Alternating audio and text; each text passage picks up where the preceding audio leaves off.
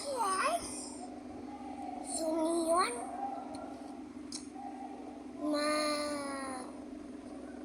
sa part 2 na to, part 2.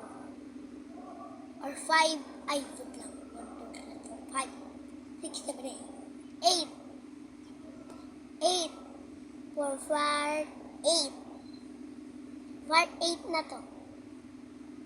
So, bubuksan natin ang nagawa natin mga slime.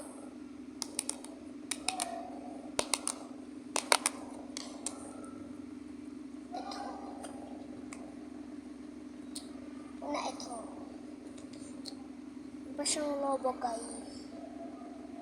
Ito, kita natin siya. Ano yan?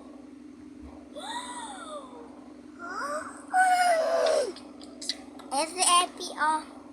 Ulit. Kiss lang.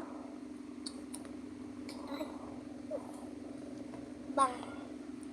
So, ito ang nagawa nating number 1 slime.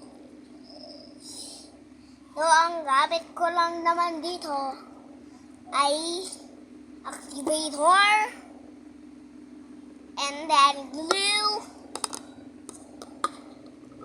and food coloring. Yan. Yan siya. Ganun siya. Wow.